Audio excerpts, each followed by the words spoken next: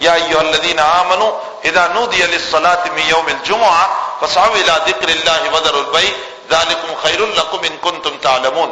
دیکھیے جمعہ کی بڑی اہمیت ہے، میں اس لیے اس کو کہہ رہا ہوں کہ ہمارے وہاں عام طور پر آئے دن جیسے جیسے زمانہ گزر رہا ہے جمعہ کی اہمیت ختم ہوتی جا رہی ہے، لوگ باہر بیٹھے رہتے ہیں، اور میں نے خود مدرسے میں بھی بعض مرتبہ دیکھا کہ جو لوگ مدرسے میں وہاں نماز پڑھنے آتے ہیں جب خطبہ پورا ہوتا ہے تو وہ لوگ کرسیوں سے اٹھ کر کے نماز میں آتے ہیں، حالانکہ خطبہ کے سننے کو واجب قرار دیا ہے۔ تو جمعہ کی جو اہمیت ہونی چاہیے وہ آہستہ آہستہ ہمارے دلوں سے نکل رہی ہے، اس لیے میں نے مناسب سمجھا کہ میں جمعہ ہی کے سلسلے میں کچھ باتیں عرض کروں کہ جمعہ کتنا اہم دن ہے۔ جمعہ کا یاد رکھیں، بعض علماء نے تو یہاں تک لکھا ہے جیسے علامہ ابن حزم ظاہری رحمۃ اللہ علیہ اور علامہ داؤد ظاہری رحمۃ اللہ علیہ، ان دونوں بزرگوں نے تو یہاں تک لکھا ہے کہ جو آدمی جمعہ کے دن غسل نہیں کرے گا یا جو آدمی جمعہ کے دن مسواک نہیں کرے گا اس کی جمعہ کی نماز ہی ادا نہیں ہوگی۔ اتنی بڑی سخت وعید ان لوگوں کے مسلک کے اندر ہے، ان لوگوں نے جمعہ کے دن غسل کو اور جمعہ کے دن مسواک کرنے کو واجب کہا، اگرچہ ائمہ اربعہ امام شافعی، امام مالک، امام ابو حنیفہ، امام احمد ابن حنبل رحمہم اللہ تعالیٰ کے وہاں مسواک کرنا سنت ہے، واجب نہیں ہے، غسل کرنا بھی سنت ہے، واجب نہیں ہے۔ اگر کسی نے غسل نہیں بھی کیا اور وضو کے ساتھ جمعہ کی نماز پڑھ لی تو نماز ادا ہو جائے گی، مسواک نہیں بھی کیا تو نماز ادا ہو جائے گی۔ لیکن مجھے بتانا یہ ہے کہ بعض علماء نے جمعہ کے دن مسواک کرنے کو اور جمعہ کے دن غسل کرنے کو واجب کہا، اس کا مطلب یہ نکلا کہ ان لوگوں نے جمعہ کی کتنی بڑی اہمیت کو سمجھا۔ پھر دنیا میں بہت ساری امتیں آئی لیکن ان تمام امتوں میں تین امتیں سب سے بڑی، ایک امت یہود ہے جو موسیٰ علیہ السلام کی امت کہی جاتی ہے، ایک امت عیسیٰ ہے جو حضرت عیسیٰ علیہ السلام کی امت کہی جاتی ہے، اور ایک امت محمد الرسول اللہ صلی اللہ علیہ وسلم ہے جو مسلمان کہے جاتے ہیں۔ یہ تین امتیں دنیا میں سب سے بڑی آئی۔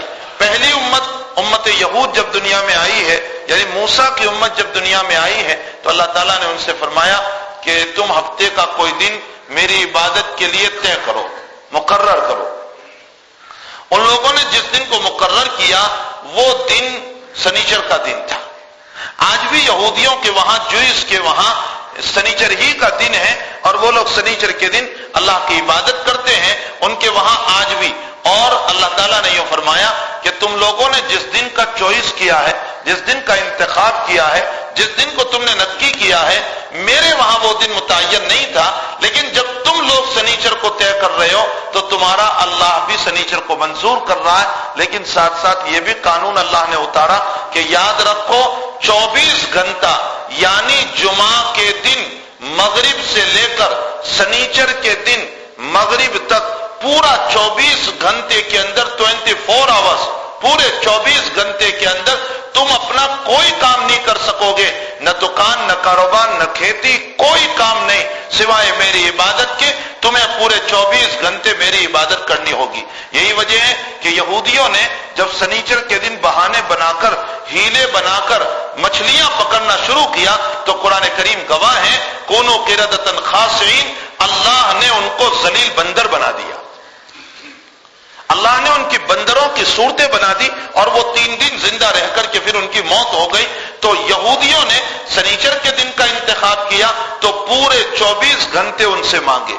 جب مذہب عیسائیت آیا دنیا میں، اللہ تعالیٰ نے ان سے بھی کہا کہ تم بھی ایک دن ہفتے کا مقرر کرو جس میں تم میری عبادت کیا کرو گے۔ تو ان لوگوں نے سنڈے کا دن، اتوار کا دن متعین کیا، جس کے ہم بھی بڑے دل دادا بنے ہوئے ہیں، اور ہماری بھی چاہت یہ ہوتی ہے کہ جتنی سنڈے کی اہمیت ہمارے وہاں ہے اتنی جمعہ کی اہمیت ہمارے وہاں نہیں ہے۔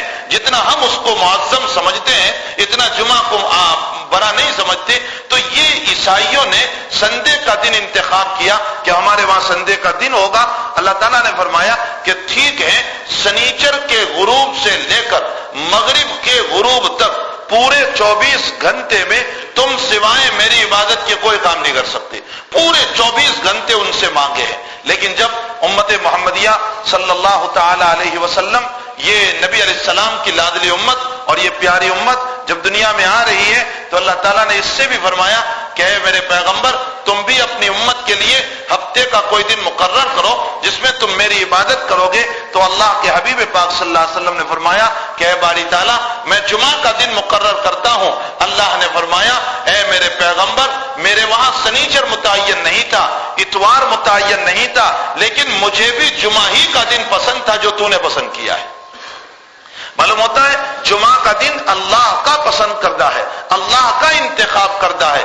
اب اللہ تعالیٰ سے ایک سوال کیا گیا کہ اے اللہ تو نے یہودیوں سے 24 گھنٹے مانگے تھے عبادت کے لیے، عیسائیوں سے 24 گھنٹے مانگے تھے عبادت کے لیے، محمد رسول اللہ صلی اللہ علیہ وسلم کی یہ امت جو ہے اس سے تو کتنا وقت مانگے گا؟ پورے 24 گھنٹے مانگے گا ہمارے پاس سے کہ جمعرات کے غروب سے جمعہ کی غروب تک کوئی کام نہیں کر سکتے، پورے 24 گھنٹے تو ہم سے مانگے گا. اللہ کہہ رہا ہے تم تو میرے لاڈلے نبی کی امت ہو اور تم بالکل اخیر میں آئی ہو، تم تو بڑھاپے میں آئی ہو، یہ زمانے کا بڑھاپا چل رہا ہے، تم تو بالکل اخیر میں آئے ہو، اب تمہارے بعد کوئی امت نہیں، تمہارے بعد کوئی نبی نہیں، تم بالکل اخیر میں آئی ہو اور برے آدمیوں سے کام کم لیا جاتا ہے، شاباشی زیادہ دی جاتی ہے. اس امت سے کام کم لیا گیا، شاباشیاں بہت دی گئی. فرمایا ایک نماز پڑھو گے 10 نماز کا ثواب عطا کروں گا، 5 نمازیں پڑھو گے 50 نماز کا ثواب عطا کروں گا. رمضان کے روزے رکھ لو گے اور رمضان کے بعد 6 روزے رکھو گے. یاد رکھیے رمضان کے بعد فوراً 6 روزے رکھنا ضروری نہیں ہے، پورے شوال مہینے کے اندر 6 روزے پورے کرنا ہے. بعض لوگ یہ سمجھ لیتے ہیں کہ رمضان کے بعد فوراً 6 روزے رکھنا ہے، فوراً نہیں بلکہ شوال کے پورے مہینے میں 6 روزوں کو پورا کرنا ہے. اللہ کے نبی فرماتے ہیں جس نے رمضان کے روزے رکھے اور شوال میں 6 روزے رکھ لیے تو کل 36 روزے ہو گئے. اللہ فرماتے ہیں کہ میں اس کو پورے سال 307 دن کے روزوں کا ثواب عطا کروں گا.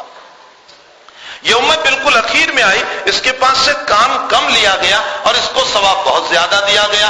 اس کے قدم قدم پر ثواب کے وعدے کیے گئے. فرمایا تم میرے راستے میں 1 پیسہ 1 کھجور کا دانہ 1 روپیہ دو گے تو میں اگر اخلاص کے ساتھ ہوگا تو میں اس کی پرورش کروں گا، میں اس کو پالتا رہوں گا اور اتنا پالوں گا کہ پال کر اس کو اتنا بڑا کر دوں گا کہ قیامت کے دن تمہیں وہ احد پہاڑ کے برابر ثواب بنا کر کے میں دے دوں گا. تو ان تمام روایات سے یہ معلوم ہوتا ہے کہ اللہ جل شانہ نے اس امت سے کام کم لیا، ثواب بہت زیادہ دیا، شاباشیاں بہت زیادہ دی. تو یہ لاڈلی امت ہے، نبی کی لاڈلی امت ہے.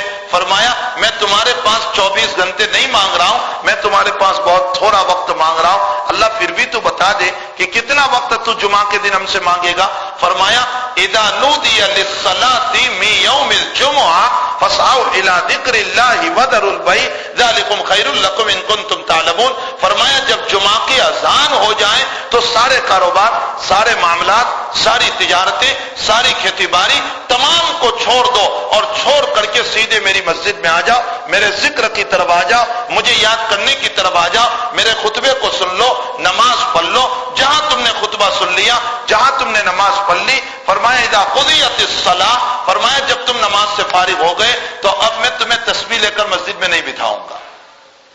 اب میں یہ نہیں کہوں گا کہ نماز پوری ہو گئی تو شام تک مغرب تک تسبیح لے کر بیٹھے رہو. فرمایا جیسے ہی تم نے نماز پوری کر دی اور اطمینان سے تم سنتوں سے فارغ ہو گئے تو میں تم سے یہ کہہ رہا ہوں اذا قضیت الصلاۃ فانتشروا فی الارض، نماز پوری ہو گئی، جاؤ اپنے کاروبار کی طرف، اپنی کھیتی کی طرف، اپنے دکانوں کی طرف، اپنی ضرورتوں کی طرف. تو اللہ نے ہمارے پاس سے کتنا وقت مانگا؟ صرف آدھا گھنٹہ. کتنا وقت مانگا؟ فرمایا اذان ہو جائے تو مسجد میں آ جاؤ اور نماز کے ختم ہونے تک مسجد میں رہو. تو بھائی اذان سے لے کر نماز تک میں کتنا وقت ہوگا؟ آدھا گھنٹہ، زیادہ سے زیادہ پونا گھنٹہ. یہ تو بیچ میں تقریر آ جاتی ہے تو 1 گھنٹہ ہو جاتا ہے، ورنہ نماز اور اذان کے درمیان کتنا وقت ہے؟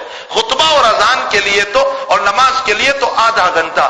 اللہ نے اس امت سے صرف آدھا پونا گھنٹہ مانگا، آدھا پونا گھنٹہ. جب وہ لینے پر آیا اپنے بندوں سے تو اتنا تھوڑا وقت لیا، لیکن جب دینے پر آیا تو کتنا دیا؟ فرمایا من مات فی لیلۃ الجمعہ او فی یوم الجمعہ، فرمایا جو جمعہ کی رات میں مرے گا یا جو جمعہ کے دن میں مرے گا، یعنی جمعرات کے غروب سے جمعہ کے غروب تک میں جو آدمی ان 24 گھنٹوں میں مرے گا، اگر اس کے پاس ایمان ہے تو اللہ کا نبی کہہ رہا ہے، ترمذی شریف کی روایت ہے، فرمایا اللہ قبر کے فتنوں سے اس کی حفاظت کر لے گا۔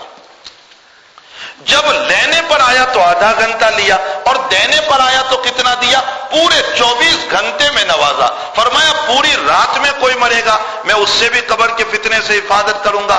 آج کے پورے دن میں غروب تک میں کوئی مرے گا، حتیٰ کہ مغرب کے وقت 6:05 پہ غروب آفتاب ہو رہا تھا اور کسی کا انتقال 6 میں 5 کم کو ہو گیا غروب سے پہلے، اللہ اس کو بھی قبر کے سوال سے حفاظت کر لیتے۔ یہ اللہ تعالیٰ کی عطا ہے، اللہ کی بخشش ہے کہ اس نے عبادت کے لیے آدھا گھنٹہ مانگا اور جب دینے پر آیا تو بہت نوازا۔ آگے ہمارے ایک محدث ہیں ملا علی قاری رحمۃ اللہ علیہ، جو بہت بڑے محدث گزرے ہیں، وہ عجیب بات ارشاد فرماتے، اس پر ایک سوال کرتے، اس حدیث شریف پر ایک اشکال کر رہے ہیں، اور وہ اشکال یہ ہے کہ کہیں ایسا تو نہیں ہوگا کہ اللہ جمعہ کو تو سوال نہ کرے، جمعہ کو تو چھٹی کر دے اور سنیچر کے دن سوال کر لے؟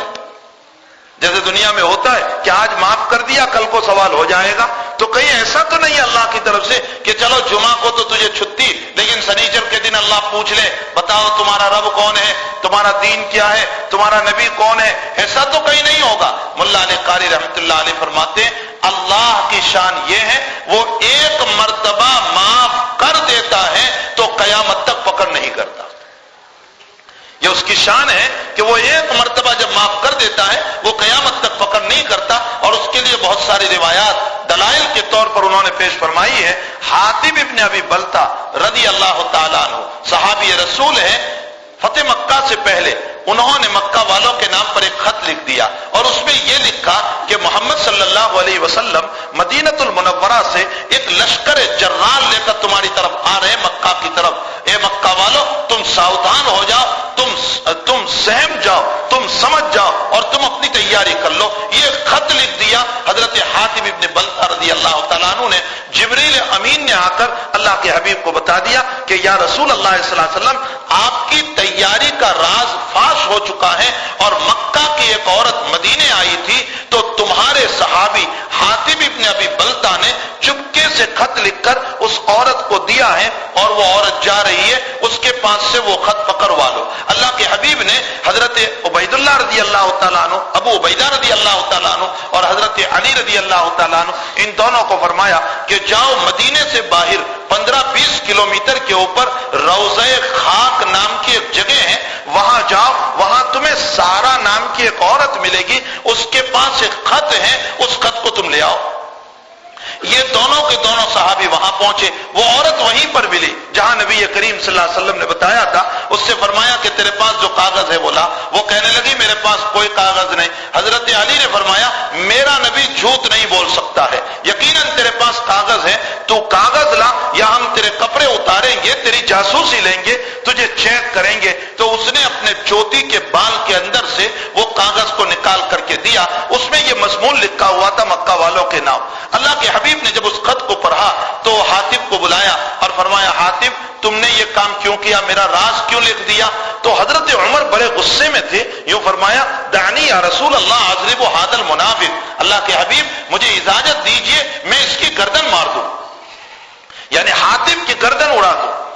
اللہ کے حبیب نے عمر کی طرف کوئی توجہ نہیں فرمائی، حاتب سے سوال کرتے رہے کہ تم نے یہ کام کیوں کیا؟ حضرت حاتب نے فرمایا کہ یا رسول اللہ میں منافق نہیں ہوں، میں نے یہ کام اس لیے کیا کہ میرے رشتے، میں تو یمن کا رہنے والا، یمن سے مکہ آیا تھا، اور جب آپ نے اسلام کا اظہار فرمایا تو میں مکے سے مدینہ ہجرت کر کے چلا آیا، میری بیوی میرے بچے یہ مکے میں رہ گئے ہیں، میں نے یہ سوچا کہ لاؤ اس طرح پر خط لکھ دوں، اس خط سے آپ کا تو کوئی نقصان ہونے والا نہیں ہے، آپ تو کامیابی ہونے والے ہیں، لیکن میرے اس خط سے مکہ والوں پر میرا احسان ہو جائے گا اور مکہ والے میری بیوی بچوں کی حفاظت کر لیں گے، اس نیت سے میں نے خط لکھا ہے، باقی میں منافق نہیں ہوں۔ اللہ کے حبیب پاک صلی اللہ علیہ وسلم نے فرمایا حاتب سچا ہے، منافق نہیں ہے۔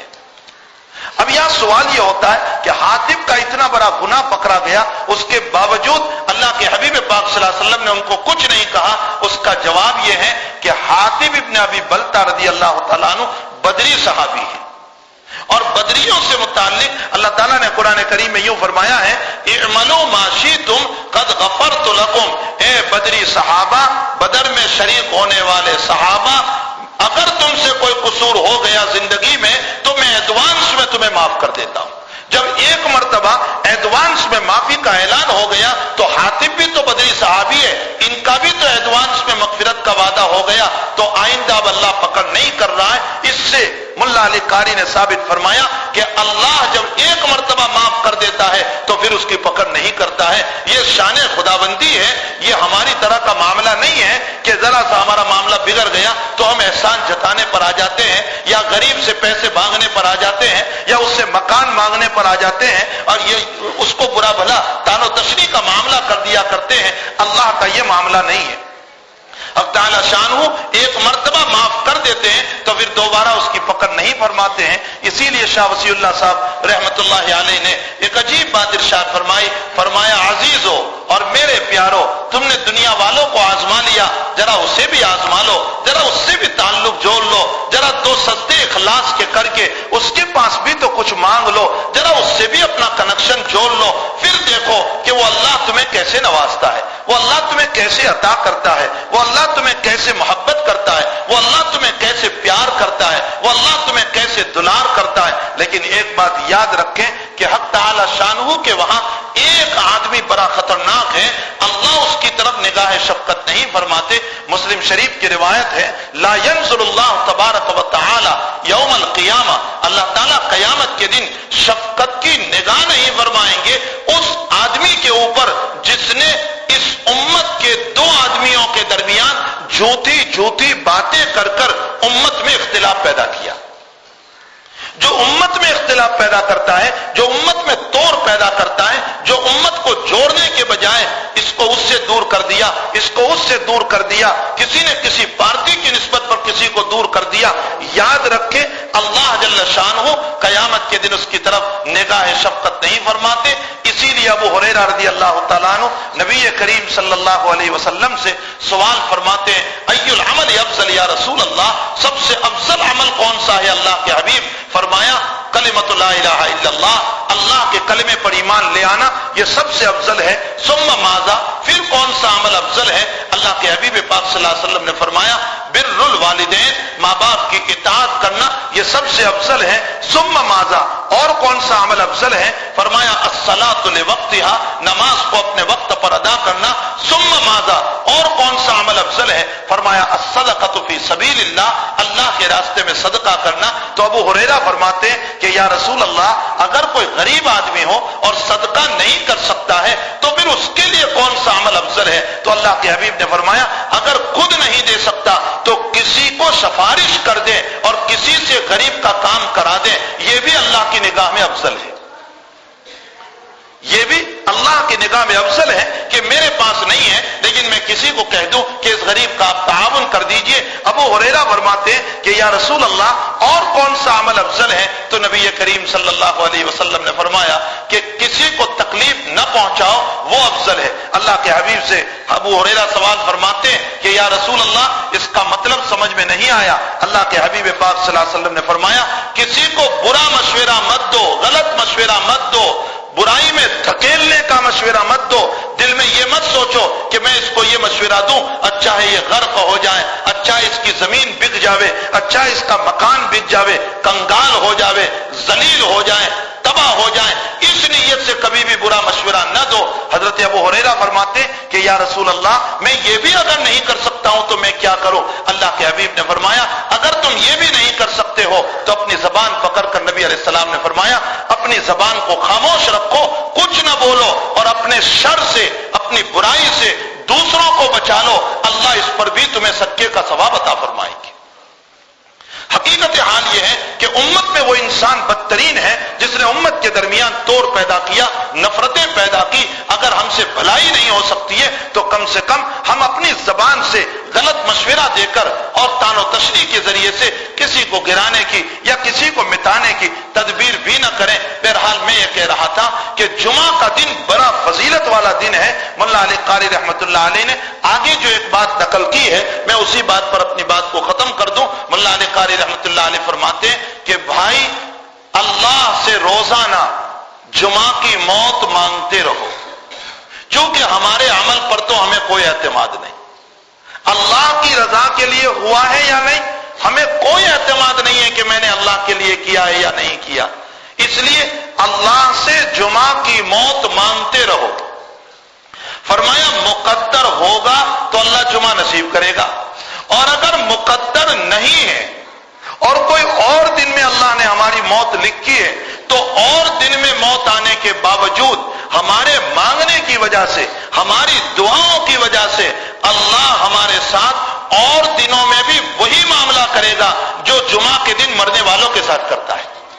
یعنی اگر ہم جمعہ کی موت مانگ رہے تھے لیکن موت سنیچر کو ہوئی، اتوار کو ہوئی، پیر کو ہوئی، منگل کو ہوئی، تو بھی اللہ ہمارے اوپر سے قبر کے فتنے کو اور سوالات کو اٹھا لے گا، اس لیے کہ ہماری تمنا جمعہ کی تھی. اور حدیث شریف میں آتا ہے، بخاری شریف کی روایت ہے، انا عبد ظنی بی، انا عبد ظنی بی، میں اپنے بندے کے گمان کے مطابق فیصلہ کرتا ہوں.